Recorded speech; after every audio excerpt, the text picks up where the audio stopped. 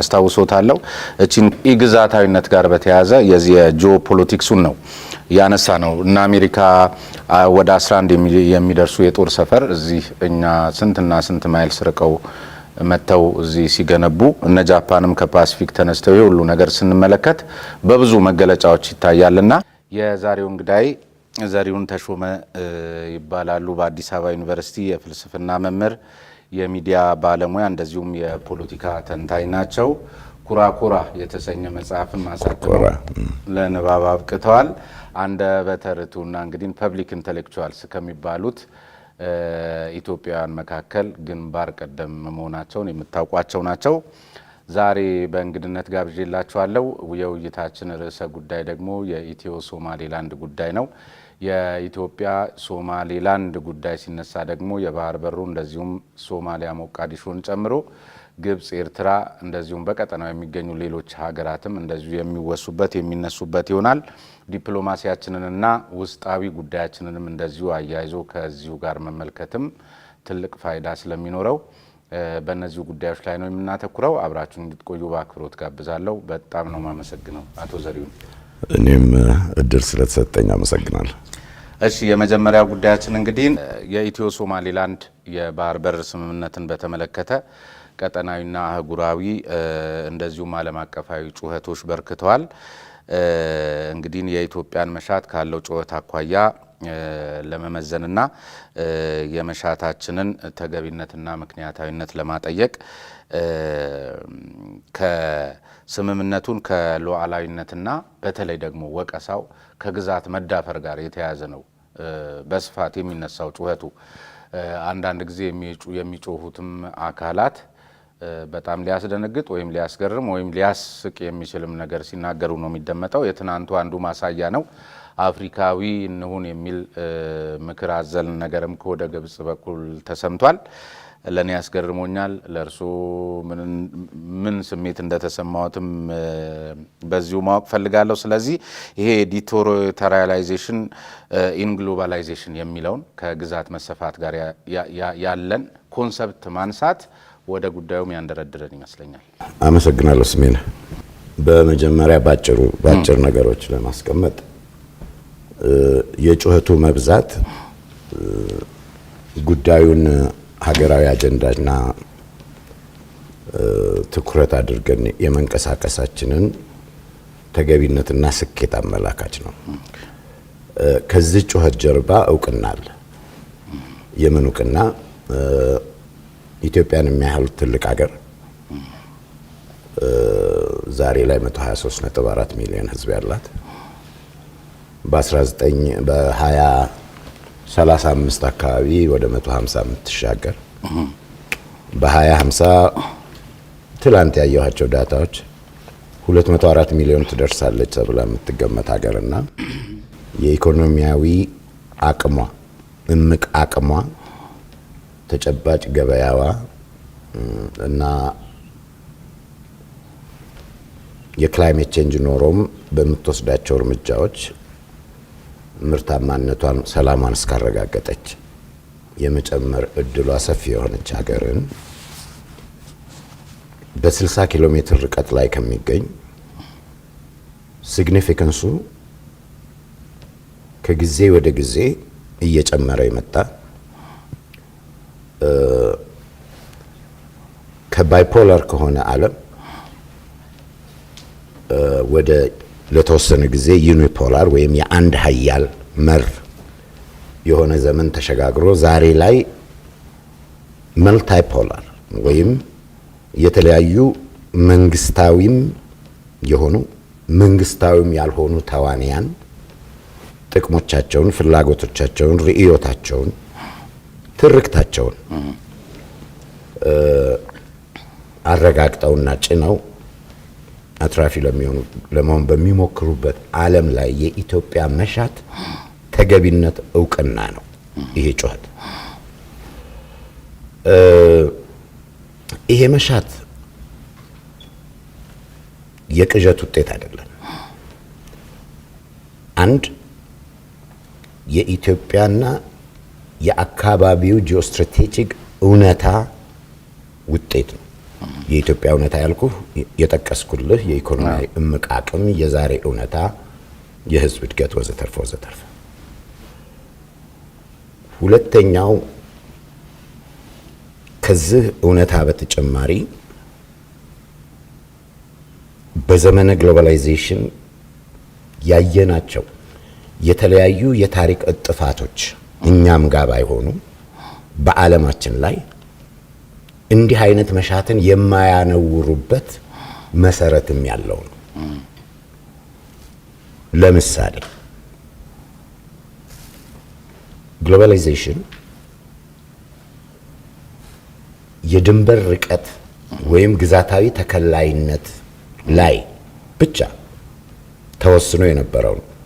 የራስን እድል በራስ መወሰን የሚለው ኋለኛው ጽንሰ ሐሳብ ከመጨመሩ ባሻገር በአመዛኙ በግሎባላይዜሽን ቲዮሪ ውስጥ ኮንቴይነራይዜሽን ይባላል። ኮንቴይነር አለ አይደል? ሉዓላዊነትን ከግዛታዊነት ጋር ስፍት አድርጎ የማየትን የተሸበበ እይታ የሰበረም ንድፈ ሐሳባዊ መሰረቶች አሉት። ይሄ በግሎባላይዜሽን ቲዮሪ ውስጥ ዲቴሪቶሪያላይዜሽን ይባላል ወይም ኢግዛታዊነት ይባላል። ኢግዛታዊነት ያ ማለት የሀገራት ብሔራዊ ጥቅም ወይም ተጠቃሚነትም ተጠቂነትም ከግዛታዊነታቸው ጋር የተያያዘውን ያህል ከግዛታዊ መሰፋታቸው ጋርም ያልተያያዘ ነው። ለዚህም ነው በ10 ሺህ ማይልሶች የራቁት እነ ጃፓን፣ እነ ቻይና፣ እነ አሜሪካ ወዘተርፈ ወዘተርፈ ሉዓላዊት አገር የሆነች ጅቡቲ ላይ ኪራይ ከፍለው ወታደራዊ ቤዝ ሲመሰርቱ ሶቨርኒቲን ደፍረው አይደለም። በዚህ መልኩ ባልኩ ሶቨርኒቲ የራሱን ሂደት ባሳየበት እውነታም ላይ የተመሰረተ ነው። ከድህረ ቀዝቃዛው ጦርነት በኋላ ላይ በአውሮፓ ያየነው የቀድሞ ሶቪየት ህብረትን መበተን ይባላል። ግን በፊት የነበራቸውንም ታሪካዊ መነሻ መሰረት አድርገው በኋላም ላይ ነፃ መውጣትን እንፈልጋለን ብለው የራስን እድል በራስ መወሰን በሚለው እነ ስሎቫኪያ፣ እነ ቼክ፣ እነ ኢስቶኒያ እነ ወዘተርፈ የመጡበት የታሪክ እጥፋትም ለነዚህ ሀገሮች እውቅና የመስጠትና እንዲህ አይነት መሻቶችን የሚከለክል ዓለም አይደለም። therefore አንደኛ ከቅዠት የተወለደ አይደለም። እነዚህን መሰረት ያደረገ ግንዛቤን የተንተራሰና የኢትዮጵያን እውነታም የተንተራሰ ነው። በሶስተኛ ደረጃ የሶማሊላንድን መሻትም የተንተራሰ ነው። ይሄ መሻት ከእውነታዋ የተያያዘ ነው። አስታውሶታለሁ። እቺን ኢግዛታዊነት ጋር በተያያዘ የዚህ የጂኦፖለቲክሱን ነው ያነሳ ነው እና አሜሪካ ወደ 11 የሚደርሱ የጦር ሰፈር እዚህ እኛ ስንትና ስንት ማይልስ ርቀው መተው እዚህ ሲገነቡ እነ ጃፓንም ከፓሲፊክ ተነስተው ሁሉ ነገር ስንመለከት በብዙ መገለጫዎች ይታያልና ለተመልካቾች ግልጽ ለማድረግ ይህን ኢግዛታዊነት ከባህልም ከኮሙኒኬሽንም አኳያ ትንሽ ነካ ብናረገው ግልጽ ይመስለኛል ለተመልካች። እሺ፣ በተለይ የኮሙኒኬሽን ቴክኖሎጂ በፈለከው ግዛታዊ አጥር ገድበህ ልታቆመው የማይችለውን ተደራሽነት ለህዝቦች፣ ለማህበረሰቦች፣ ለሀገራት የፈጠረ ነው። ሶሻል ሚዲያ ተጠቃሚዎች ብዙዎች ናቸው፣ አንተን ጨምሮ ሁላችንም። እሱ አሁን የዚህ የግሎባላይዜሽን አመጣው የምልህ ኢግዛታዊነት ዋነኛ መገለጫ ነው። በባህል ዘርፍ ዛሬ ላይ ልጆቻችን ከመጡበት ማህበረሰብ ዘንድ ያሉ ታላላቆችንና ምናምን ሰዎችን ብቻ ሳይሆን በየደቂቃ ውስጥ ማን ሲንግል አልበም እዛ ጋር ለቀቀ እዚህ ጋር ለቀቀ እነ ማጅላንን በመጽሐፍ ያነበብነው ብቻ አይደለም።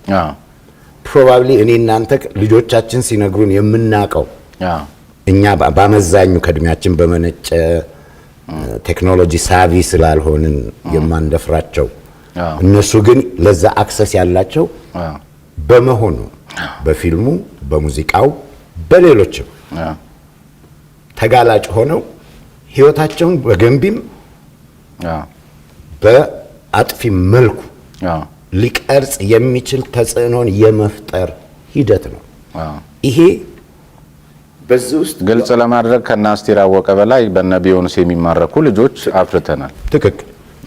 አስቴር አወቀን እንወዳታለን የሚሉን ያህል ቢዮንሴን መውደድ፣ ቢዮንሴ ዛሬ ጧት ቁርሷን ምን በላች አልበላች ማወቅ የዝም ብሎ ባህል ተጠቂነትን ብቻ ብለህ የምትወረውረው አይደለም። ዲፐር የሆኑ እነዚህን ሉላዊ የሆኑ ግሎባል የሆኑ ሉላዊ የሆኑ መስተጋብሮች የሚያመለክት ነው። ቅድም አንድ የግብፅን አፍሪካዊ እንሁን የትናንት ዜና ምክር አንድ የኛ ሀገር ብሂል አለ። አላዋቂ ሳሚ ንፍጥ ይለቀልቃል ይባላል። ንፍጥ ሰዋዊ አለመሆኑ አይደለም። ሁላችንም ጉንፋን ቢይዘንም ብርድ ሲነካንም ይኖረናል።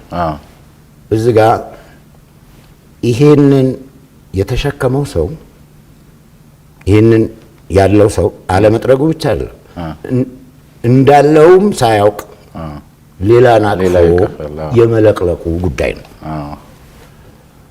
የግብፅ የአፍሪካ የሆኑ ምክር ምጸታዊ ብቻ አይደለም፣ ትንሽ ራስን ያለ ማየት ግብዝነት ውጤት ነው። በ60 ኪሎ ሜትር ላይ ከቀይ ባህርና ከኤደን ባህረ ሰላጤ እንዲሁም ከህንድ ውቅያኖስ በ100 ኪሎ ሜትሮች የምትርቅ አገር አኔክሴሽን ሳታካሂድ በፍላጎትም በተጨባጭም አኔክስ ሳታደርግ ካለው ጂኦስትራቴጂክ እውነታ ከሀገሯ እውነታ እና ከህልሟ ተነስታ አንዲት በታሪክም ሉዓላዊ ሆና ነፃ ወጥታ የምታውቅ ሀገር ላለፉት 30 ምናምን ዓመታትም ራሷን በራሷ ነፃ ሆና ከማስተዳደር ባለፈ ዛሬ ላይ የኔ ነች የሚለው የሞቃዲሾ ገዢ ልሂቃን በምንም መልኩ ኢፌክቲቭ የምንለውን ሶቨርኒቲ ወይም ውጤታማና ተጨባጭ ሉዓላዊነት ኤክሰርሳይዝ ያላደረጉባትን ሶማሊላንድ ጋር በሰጥቶ መቀበል ስምምነት የባህር በር መፈለጓ ወንጀለኛ ሊሆን የሚችለው ጥቁርና አፍሪካዊ በመሆኗ ብቻ ነው። ያ ካልሆነ ራሷን ከአፍሪካዊነት ይልቅ አረባዊ አድርጋ የምታይ የአባይን ወንዝ ጉባ ላይ ስላጣች በሞቃዲሾ በኩል ዞራ ልትፈልግ ሶማሊያ ውስጥ ዛሬ ላይ ራሷን የምትከት ግብፅ የተባለች ሀገር የአፍሪካዊነት አስተማሪ ሆና ለኛ ተው የአፍሪካ ድርጅት መቀመጫ ነን መስራች እሱን እርሳው። በኦንሊ ችግር ካለ ያለው ጥቁር መሆናችን ነው ማለት ነው።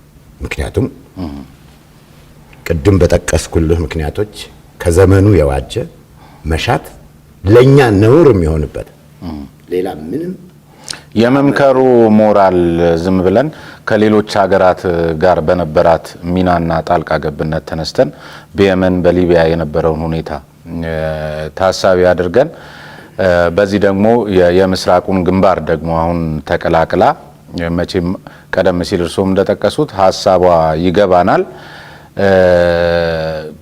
የዚያውን የአፍሪካዊነት አስተማሪነትን ሞራል ኬት ነው የምታመጣው? ከዚያ ባሻገር ከሉዓላዊነት መዳፈር ጋር አያይዛ ለሶማሌ የምትሰጠው ድጋፍ ሶማሊያም በበኩሏ የሶማሌ ሞቃዲሾ ማለቴ ነው ከኤርትራን ጨምሮ ከሌሎቹ ከእንደነዚህ ግብፅን ከመሰሉ ሀገራት ጋር ያደረገቻቸው የወታደራዊ ስምምነቶችንም ስንመለከት ፓርላማው ሳያውቅ ተመልክተናል። ፓርላማው ላይ የተፈጠረውን ጩኸት ከጎሳ ፖለቲካ ጋር ከሶማሌ ጋር እናነሳዋለን ሲደረግ የነበረውንና ይሄ ሉዓላዊነትን መዳፈር ወዘተ እያሉ የሚጮህት ጩኸት በራሱ ምን አይነት ማለት ከምክንያታዊነቱ ባሻገርም ሀገር ተኩኖ እንደዚህ ይቻላል? እንደዚህ አይነት ድፍረትና ፍጠት ማንም ሀገር ከሚፈልገው ሀገር ጋር ወታደራዊ ግንኙነትንም ወታደራዊ ያልሆነ ግንኙነትና ስምምነትንም ማድረግ ሉዓላዊ መብቱ ነው። ግብጽ ሶማሊያ ውስጥ መግባቷ ወይም ከሶማሊያ ጋር ወታደራዊ ስምምነት መፍጠሯ ኤርትራ ጋር በተመሳሳይ እየሞከረች እና እያረገች መቀጠሏ ዛሬ ላይ ጦርነት ውስጥ የሚገኙት የሱዳን ወንድሞቻችን ጋር እስከ ወታደራዊ ልምምድ ጉባ አፍንጫ ላይ እስከ ማካሄድ የደረሰ ስምምነት ማድረጓ እነዚህ በሙሉ መብት ናቸው። ችግሩ ሁለት ነገር ነው። አንደኛው ግብጽ አረባዊ አፍሪካዊ ነኝ ብላም አታውቅም። በአፍሪካ ውስጥ ለተፈጠሩ ችግሮች አፍሪካዊነቷን አስቀድማ የደረሰችበት የታሪክ አጋጣሚን እኔ ባለኝ እስካሁን ንባብ ብዙ አላውቅም። በ1960ዎቹ መጀመሪያ አካባቢ በገማል አብዱል ናስር ዘመን የመን በሮያሊስቶች እና ፌዴራሊስት በሚባሉ መካከል በነበረ ግብግብና ውጊያ ፌዴራሊስት የሚባለውን አካል ደግፋ ገብታ በሽንፈት የተሰናበተችበት ነው። ከዛ አንስቶ ከ50 ዓመታት በኋላ የመጀመሪያውን ቡትስ ኦን ዘ ግራውንድ የሚሉትን በአካል ወታደርን ለማምጣት አስቤያለሁና አደርገዋለሁ ብላ እያለች ያለችው ዘንድሮ ነው። እሱ ሁለት ሽፋኖች አሉት። አንደኛው አትሚስ የሚባለው የሶማሊያ የአፍሪካ ዩኒየን ሚሽን የመጠናቀቅን አሁን ዲሰምበር ላይ ተከትሎ በሚኖረው የአፍሪካን ዩኒየን ስታቢላይዜሽን ኤንድ ሰፖርት ሚሽን ውስጥ ወታደሮች አዋጭቼ ሳተፋለሁ የሚል እሱ ገና በጸጥታው ምክር ቤት የሚጸድቅ ነው። እነማን ናቸው ኦፕሬሽናል ሞዳሊቲው ምናምን ተሰርቷል። ጥንቅሩ ላይ ገና ኢትዮጵያ ምንትኗን አቅርባለች። እነዚህ ባሉበት አጠገቧ ከትላንት ወዲያ ጋዛን፣ ሌባኖንን ወዘተርፈ ያየ ቸርነት ከራስ ይጀምራል የሚባለው አባባልን ያሳያል። ሚኒንግ ኦፍ ኮርስ ዛሬ ላይ አፍሪካዊ አጋርነትና ወንድምነት ተሰምቷት ከሆነ ሶማሊያ ውስጥ የገባቸው which is not good ከየትም ጋር መጀመር ይቻላል። ግን እነ ጋዛን በድንበር ዘግታ ቤተሰባዊ፣ ባህላዊ፣ አረባዊ በምትለው ማንነቷ እምነቴ በምትለው እስልምና ጭምር የተደገፈን ቅርበት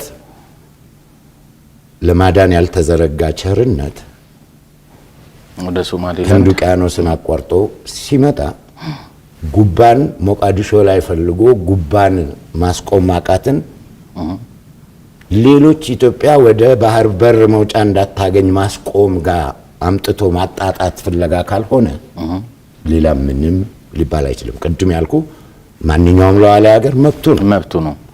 therefore አንደኛው የምናየው በዛ ነው። ሁለተኛው የሶማሊያ ሉዓላዊነትና ግዛታዊ አንድነት መደፈርን ባለኝ ወታደራዊ ስምምነት እጠብቃለሁ ከሆነ በዚህ ረገድ ዛሬ ላይ የሶማሊያ ሉዓላዊነትንና ግዛታዊ አንድነትን ማን ደፈረ ነው።